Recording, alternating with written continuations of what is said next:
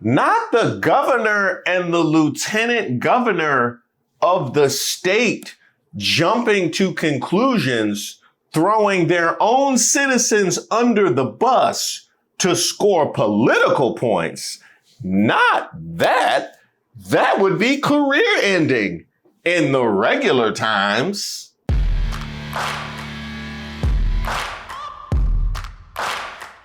Shout out to all the subscribers and the members here on the channel. Don't forget to like the video. I am Reese Waters, and this is Racist of the Week, where we explore the stupidity and hypocrisy of discrimination in hopes we can build a more perfect union. And also laugh. As usual, I would like to thank today's sponsor, Racism. And of course, if you have any nominees, you can drop them in the comments. You can email me at admin@reesewaters.com. Now, before I get started, I would like to send a get well soon out to former Jets quarterback Mark Sanchez, who... Hold up. Wait a minute. Huh? Something ain't right. Oh, it was an update in the story?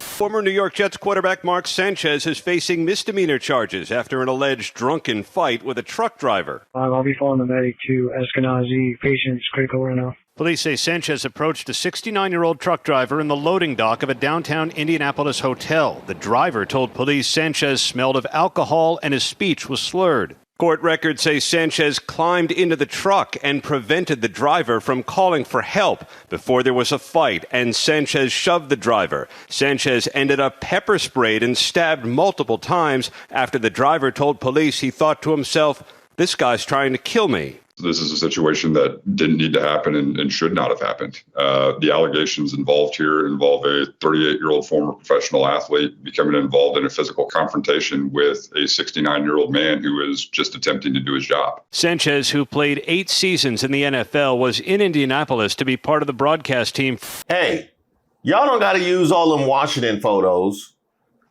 We don't even remember him being here. We'll Photoshop some Jets on him or something. We don't claim him. Mark Sanchez was involved in an incident that, to be honest, we're all still trying to wrap our heads around. At this time, our thoughts and prayers are with Mark, his family, and all those involved. Sanchez is now charged with battery, unlawful entry to a motor vehicle, and public intoxication, and he's tentatively set to appear in court tomorrow. Mark Sanchez now faces felony battery charge, could see prison time after stabbing incident in Indianapolis. Sanchez, who was arrested Saturday and charged with 3 misdemeanors, was also charged with level 5 felony battery, which is a charge that can be applied in the case of serious bodily injury to another person. That charge can carry a 1 to 6 year sentence and a $10,000 fine. Now, I first would like to send my thoughts to the 69-year-old victim in this case, and hope that he recovers as well as he possibly can, and extend some love and some grace out to his family. As for you, Mark Sanchez, the recipient of said grace, when the initial reports went out the way that they did, they finna drag you. I'm gonna be honest. They not gonna be responsible with this at all. Not when they sent them well wishes. When I tell y'all MAGA Republicans are the dumbest motherfuckers on the planet.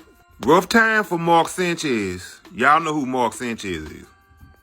Mark Sanchez just got off of TV yesterday night. Calling out some of his greatest selections for, football players like Saquon Barkley, other Republicans. Y'all know they love the man with the dead hand, but as I always say, MAGA Republicans are cursed. People who come around this cursed bastard, they always come out on the bad end of it. And he is a MAGA. No word on if his little wife is or not, but Mark is for the whole fucking family. No sooner than Mark come off this episode or this recording, he ordered some food and, well, Mark got to fucking with the delivery driver, attacking the delivery driver. The delivery driver maced his ass, and Mark kept coming for him. So the delivery driver did what my grandmama always told us to do in Louisiana. He put that blade on his ass. Now, Mark's ass is laid up in the hospital, knifed up, sliced like a turducken or whatever. Not a turducken. No, not a turducken. No, we retired that with Madden. No, we can't do that. And and as you see here, the police say they arrested his ass or charged him at the very least because he's still in the hospital. Let's see it. Battery with injury, unlawful entry of a motor vehicle, and public intoxication, all which are misdemeanors, but it's still good shit. I love it. Dummy. So I guarantee you that the delivery driver wasn't a white man. I got a feeling that he wasn't. I really don't believe he was. Anyway, Mark took his ass out there thinking he gonna run a play or whatever, and that man put a flag on the play on his ass. Now, I, for one, had no idea that Mark Sanchez was Maga, but it does make some sense given how the initial story went out and what we find out to be the case after the fact. That definitely fits. The boot fits. Wait a minute. Isn't Mark Sanchez the same guy whose college coach said he wasn't ready for the NFL, but decided to declare for the draft anyway because he figured he could just collect money from an NFL team before they found out he was trash and or ran into another man's butt? That is true. That is actually true. When it comes to being unqualified, that I should have seen that coming. I really should have seen that coming. Yes, you do not fuck with an old head at all. When I tell y'all this story got me by my ankles and won't let me go. The local newspaper is talking about what happened down there with Mark's stupid ass with the 70-year-old man, pretty much. Mark's pussy ass was mad because the man was a delivery driver and he was parked in an area that Mark didn't think was right, or that the man at the bar, somebody told him he shouldn't be parked. That's a little cloudy, but for the most part, Mark should have minded his fucking business, you understand? Mark is bigger than this man, and the people just thought that these was just like two homeboys going back and forth with each other, you know what I'm saying? And Mark was standing over the man or whatever. Mark better be glad that man ain't had his Glock on him, you understand? Because he would have been out of here today. Mark is lying, pretty much saying that he don't remember nothing but grabbing the window. Well, he might have been so drunk, he might be telling the truth about that. Like I said, the witnesses say they just thought it was two friends, you know, bantering about, which I don't really understand that, but that's what they say. Now, as you see here, Sanchez motherfucking ass, he better be glad he ran into the right one that day. Then the man had a hearing aid too. Oh, Mark, he gonna sue you, as he should. Then look, the older guy tried to walk away from Sanchez, you know what I'm saying, and get him away from him. Mark went forward. Oh, Mark deserved that carving. Pop said he thought Sanchez was gonna try to unalive him, so he did what he had to do. He carved his ass like a turducken. Notice what he said, 2 to 3 times with the blade. Oh yeah, that's an old school pimp move right there. And then Mark's pussy ass was he was in a state of shock. I bet he was, because he got cut up like a Christmas turkey. Or like a pilgrim carving a turkey or a ham or whatever. And wouldn't you know, the governor and them down there in the beginning just knew that it was a black man doing something to a white or Hispanic or whatever. Look at Michael ass. Not the governor and the lieutenant governor of the state jumping to conclusions, throwing their own citizens under the bus to score political points. Not that. That would be career ending in the regular times. It's not a good look when Indiana Governor Mike Braun and Lieutenant Governor Micah Beckwith both rush to post about the Mark Sanchez matter to score political points before they have all the facts. Then they quietly delete their posts. We're better than this. Maybe we're not. Says the governor with no information. It's been clear city leaders must do their jobs and hold criminals accountable. When Indianapolis headlines national news for a lack of public safety, it hurts our city and our state. Hoosiers deserve better, praying for a full recovery for Mark Sanchez. I wonder how the governor jumping out and throwing his own residents under the bus is for the city and the state. I wonder how that is for the city and the state. The man who put getting some likes and some retweets over the safety, comfort, and integrity of his citizenry. I wonder if that's good for the city and the state. And since we're talking about jumping out there and pointing fingers before we have all the information, where have I seen that before? I feel like I've been here. I feel like I've been right here. But I can tell you this, Mike Braun. It's just a couple of people that pointed this out on social media. I don't know that you know, the media or anything would pick this up. From the Indianapolis Star, Braun and Beckwith blame Indianapolis leaders for Sanchez stabbing, then delete tweets.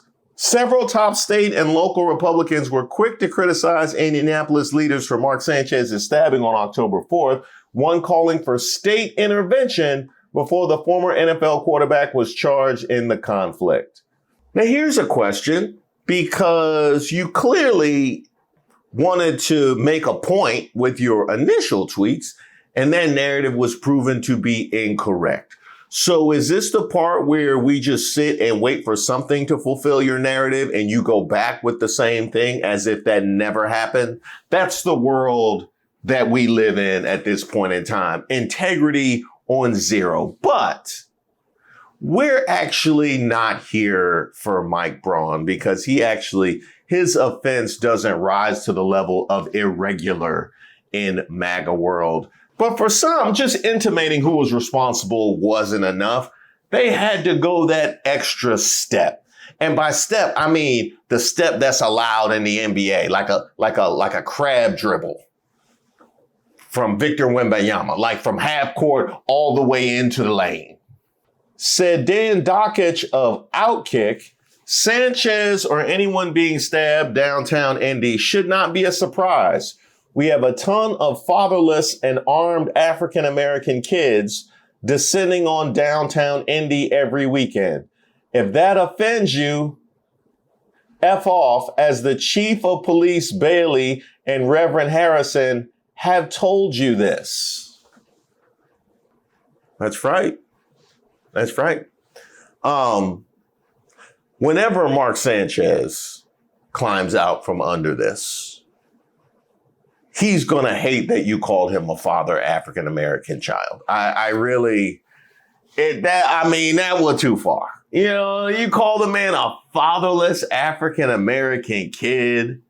Really? And by the way, the governor and the lieutenant governor had the shame to quietly delete their tweets. This one's still up well after we have all of the information. And keep in mind, this is somebody who calls himself a part of the sports media and somebody who at one time was a respected part of regular sports broadcasts. He worked at the same company I did for a while with the Worldwide Leader. Yes, fatherless and armed African-American kids. And so the question that I have for the governor and lieutenant governor, because with them, I said, okay, well, are you going to address your tweet? Are you going to circle back on what you thought was the case? They quietly deleted. This one's still up. So apparently, facts and information aren't something that he takes into consideration when he formulates his opinions. Keep that in mind. When you watch movies about the civil rights era where a bunch of old white guys in Klan masks would lynch a black boy or man based on false accusations and you thought, glad those type of people aren't around anymore, just remember Dan Dakich is here and apparently goes to church. Oh, that's right. That's right. You can't be a full-blown racist unless you're hiding behind the cloth. If Clay Travis wasn't a racist POS, he'd fire Dan Dakich for being a racist POS, but then people who claim he doesn't hold a candle to Rush Limbaugh would have more fodder. I'm old enough to recall when that guy couldn't put two intelligent sentences together. Well, apparently that's this week. So I think we're all that old.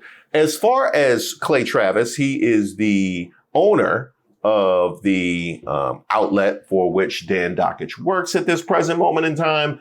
And you may know him because he has been featured here before. That's right. Anytime he jumps on to Fox News to express something racist, typically I don't just isolate him because he's not significant enough to do so, but I'll use him in like a run of just outlandishly racist things. But he was the guy most recently who blamed Barack Obama for Charlie Kirk.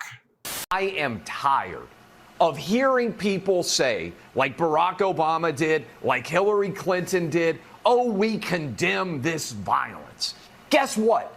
You can't call the president of the United States for 10 years Adolf, and you can't say that he's a fascist dictator. And you can't say that anyone who voted for Trump or advocated for him, like you, me, Riley, and Charlie Kirk, are. And then when someone tries to kill us, you can't suddenly say, oh, we condemn this violence. You caused it. Look at me right now. You caused this. Wait, that rings a bell. Didn't somebody else blame that? They did. Bruce Pearl, former head coach of the Auburn basketball team, went on to blame Barack Obama for the division in America before he magically stepped down and stopped going into black homes after having gone on record saying that. And who was he talking to when he said that? Dan Dakich. I get so frustrated when I hear what a terrible country we are, how racist we are, how this is not the land of opportunity for everybody. Look, we've got a lot to work on, and there's racism that absolutely does exist, and it's wrong. But it's a lot better for my players than it was for their fathers or for their fathers' fathers or their fathers' fathers. And so I want my guys to recognize there are going to be obstacles, but not roadblocks. And that's what Barack Obama did. However, as our president, other than just love listening to him talk because he's such a great orator, I disagree with so many of his policies. I thought in so many ways, rather than uniting us as a country, even by race, he divided us. Everything was black and white. Everything was the obstacles that were against. Well, if we're being honest, Barack Obama was quite divisive for Bruce Pearl because he separated him from employment, esteem, respect, retirement. He's already dead. Well, one of the things that Dan Dakich said in his tweet about this was, if that offends you, F off, as the chief of police Bailey and Reverend Harrison have already told you this. Well, the chief of police actually did have a word. The Marion County prosecutor and chief of police spoke at length about this case this morning. According to court records, the fight took place right here in this alley as the victim was backed into a loading dock doing his job. Although the involvement of a former NFL QB sparked a political debate about the safety of downtown Indy, the police chief insists Mark Sanchez's fame will not change how they investigate the case. Just after midnight, early Saturday morning, a stabbing in downtown Indy made national headlines. Former NFL QB Mark Sanchez staggered away and was hospitalized after prosecutors claim he attacked a 69-year-old man who was working to pick up restaurant grease and had parked his work truck in an alley. This was a situation that did not need to occur. We are literally talking about people fighting over a parking space. Prosecutors claim Sanchez assaulted the victim, who had a huge cut on his left cheek. The victim insisted he stabbed Sanchez in self-defense. The severity of the injuries led prosecutors to amend the battery charge against Sanchez from a misdemeanor to a level 5 felony. I don't care who you are. I don't care what you do for a living. I don't care where you live. If you come into our city, commit violence, we will use all the tools at our disposal to hold you accountable. Hey, Dan Dakich, I don't think he appreciated the tweet. It don't really sound like he was on board. But yeah, you go ahead and keep that up. It's getting bad. It's getting real bad. In fact, it got so bad, this man had to call Jason Whitlock for help. Dan Dakich was so racist today that Jason Whitlock had to call him out. On the racist scale, that's one step down from using ends. It's actually insane.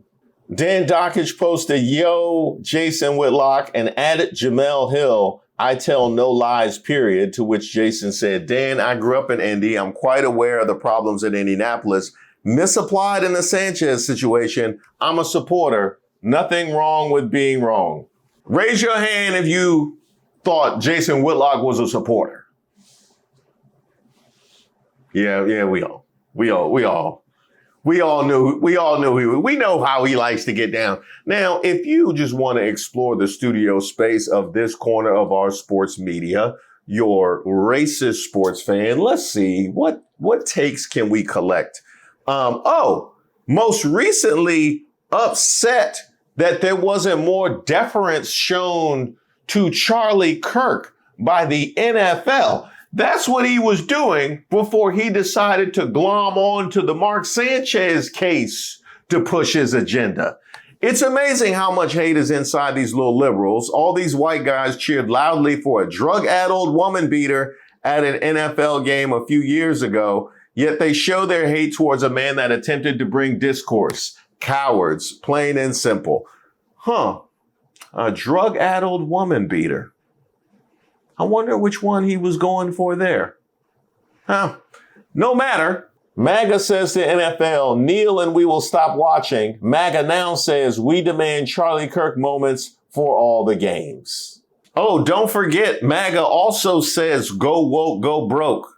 They spam it out whenever literally any company gets some negative business and then quietly delete it when they're on the uptick again. You know, like the NFL.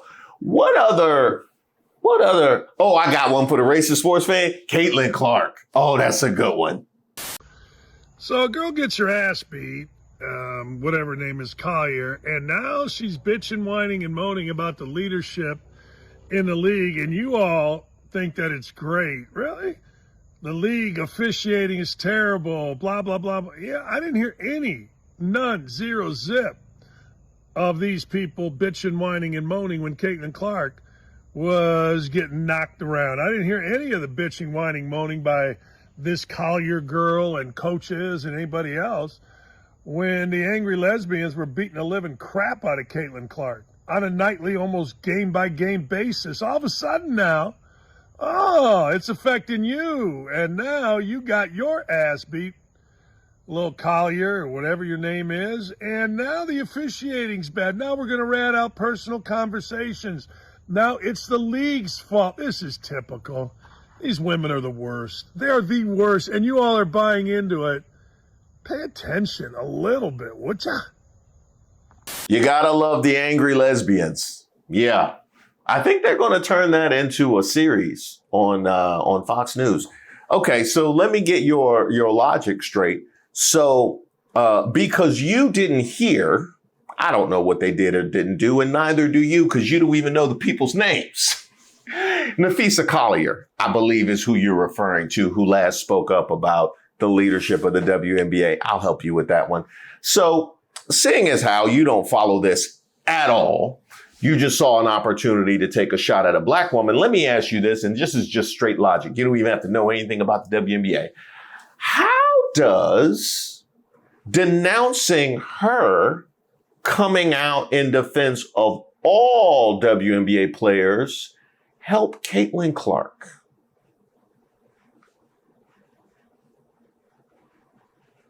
It stands to reason if you wanted Caitlin Clark to get better treatment, you would push for better treatment for everybody, as she is asserting. So because you didn't hear her come out specifically to defend Caitlin Clark, now the conditions can improve for anybody, including Caitlin Clark. You know, and he gets paid to talk about sports for a living. The bar is racist. Like that literally, the bar is at racist. Apparently, you don't even need to know the names. Huh? What else? Let's see. Racist sports fan. Oh, there got to be some Black Lives Matter stuff in there. Check. We got that. Let me guess. I'm just shooting off the hip. Did he weigh in on Ryan Clark when he had the audacity to compliment RG3's wife in a way in which he wouldn't? Oh, I'm so good at this. I am so good at the racist sports fan. Okay, how about this? How about, since I'm on YouTube, attacking black YouTube creators for not being able to speak, calling them nasty, stuff like, I might have a new career. Either that or I was at ESPN way too long that I know the racist sports fan this well. Now, while I was at ESPN, one of the people I work with was Jemele Hill, who we've had here on the live. And he has a strange fascination with Jemele now, doesn't he? He tagged her before when he was looking for a life raft out of his criticism in Indianapolis. But when I go back, it looks like that's something that he likes to do. When Jemele called Charlie Kirk a white supremacist and saying his entire purpose in life was to discriminate against people who were not straight white Christian men, Dan Dakich replied or quote tweeted, Jemele Hill POS and too stupid to worry about. Stand up to liberal racist hate every day. Call out the incredibly stupid. Do not be afraid. Okay. I'm going to ignore the fact that you said too stupid to worry about as you quote tweet her and you tag her apparently incessantly. Let's just, I got to lower the bar, like playing catch with my 2-year-old. We're lowering the bar on this one. How about this part? So if Jemele Hill is a liberal racist for her comments about Charlie Kirk, what would your comments be about Mark Sanchez? What would that be? Take your time. No, take your time. I know the words. Yeah, I know the words. You know what? While you're working on a response, there was certainly a pretty robust response to you. So former NFL quarterback and current Fox Sports football analyst Mark Sanchez got into a fight and got arrested in Indianapolis for battery with injury, public intoxication, and I think forced entry into a vehicle or something like that. Got locked up for it. And Dan Dakich, what's his name? Dan Dakich, posted that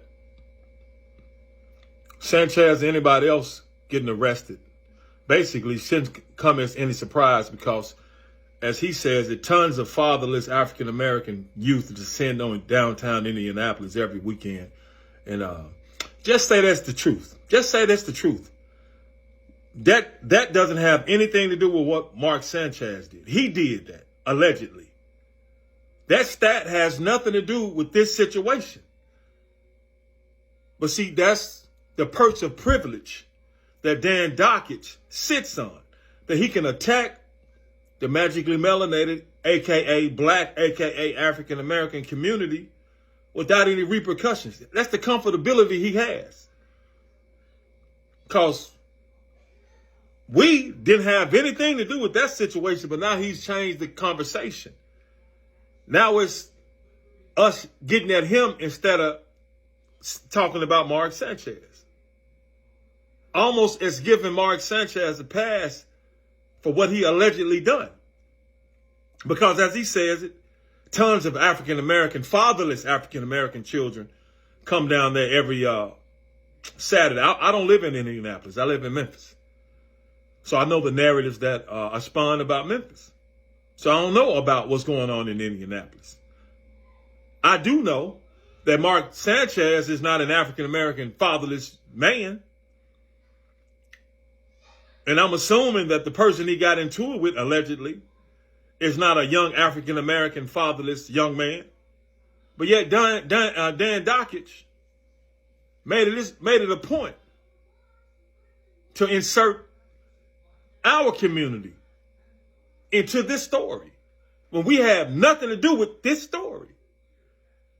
But that perch of privilege that Dan Dakich sits on so comfortably and can attack us so comfortably without repercussions, someone has to eventually say something. And Dan Dakich, that little perch of privilege that you sit on, that perch of privilege is not permanent for people like you. Shout out to Magically Melanateds. I like that.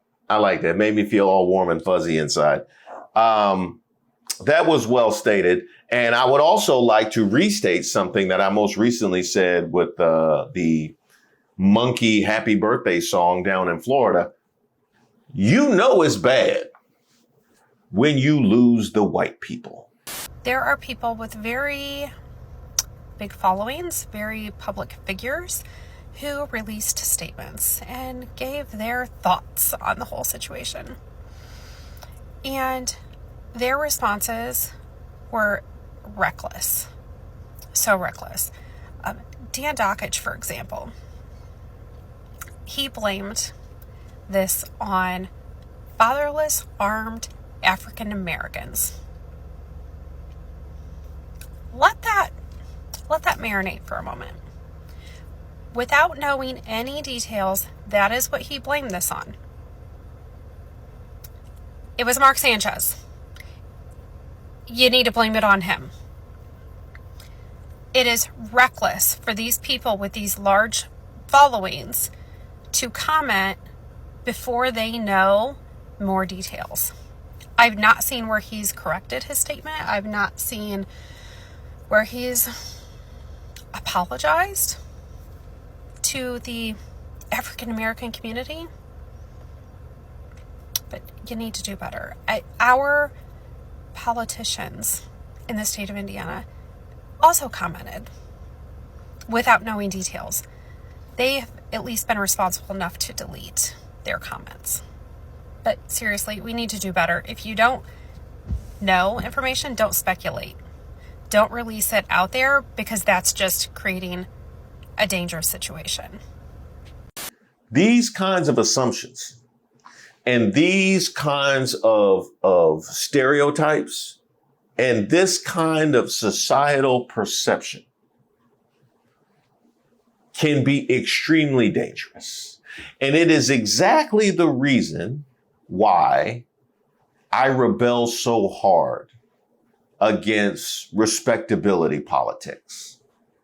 Because they will loudly and boldly proclaim what the case is when it fits their narrative. And when it doesn't, they just delete their tweets. It doesn't diminish their perception or the power of their perception, or apparently the power of their words when they try and put it out the next time. See, I come from a world where when we have to yell cap, we stop paying attention to you eventually. Like, you don't just get to be out here on your bullhorn and just calling out fatherless African-American kids willy-nilly and have me take you seriously in perpetuity. But X lives by completely different rules. And the danger of that kind of perception just living untethered from facts and reality played out this very same weekend. Just so we're clear, Mark Sanchez got stabbed last night in Indianapolis, and before any details came out about the person who stabbed him, what their race was or anything, Dan Dakich made it a point to say that he's not surprised because a ton of fatherless and armed African-American kids descend on downtown Indy every weekend. That's immediately where he went. This is coming on the heels of Karen Lacey being cleared of any wrongdoing after being accused of negligent homicide, after being railroaded by the police. In light of this evidence coming out, Dan Dakich thought it would be a good idea to immediately blame black kids, fatherless black kids in Indianapolis for the stabbing of Mark Sanchez. So now it's coming out that Mark Sanchez is going to be charged with 3 misdemeanors, and it sounds like, allegedly, that he could be the one that caused this whole situation and got himself stabbed. My words to Dan Dakich and anybody who had anything to do with reporting on the news of Karen Lacey would be just to be patient and wait for the actual reports to come out. Every time something goes wrong or something bad happens, it's not always black people's fault. Now, I'm going to have a whole separate video about the Karen Lacey situation, so be on the lookout for that one, because that disturbed me deeply. But for right now, congratulations to Dan Dakich. And you know what? You don't have to be alone. You didn't tag the governor and the lieutenant governor. but they can escort you down to pick up your Racist of the Week nomination.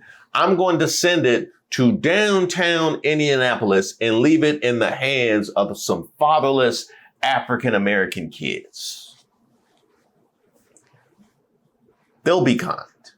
Thank you guys so much for supporting the channel. You know what? September was a month to remember. The highest views we've seen all year. I know. September. Do you remember when it first started? September.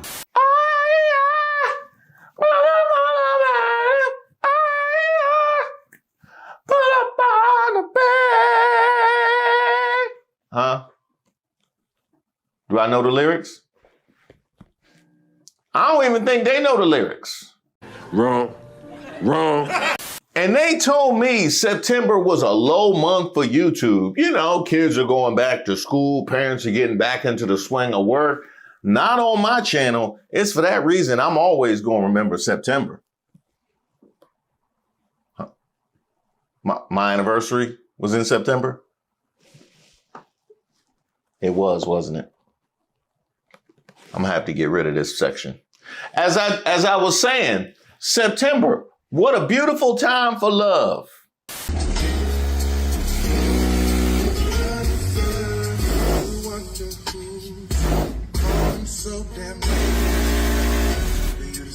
It's also a beautiful time for merch, for that special someone in your life. I have seen your questions about the merch link, and it is up at reesewaters.com. However, we are undergoing some changes as we're in the process of getting it linked directly to the YouTube. So pretty soon you'll be able to see the merch right there on my page. So be on the lookout for that. And while we're talking merch, I want to send a shout out to Tracy, who sent us this dope photo and her discouraged, depleted, but never defeated t-shirt. And I also want to give a quick shout out and a happy birthday to Melva and to her daughter, as well as my man Dwight and Daryl over at the barbershop. And yeah, you can tell I just came from the barbershop because I'm shooting during the daytime. Yeah. I want you to see that, just all the crisp I want you to see, because when I get fuzzy, I start shooting at night. And then once I pass 2 weeks, I just become a faceless channel. Interesting.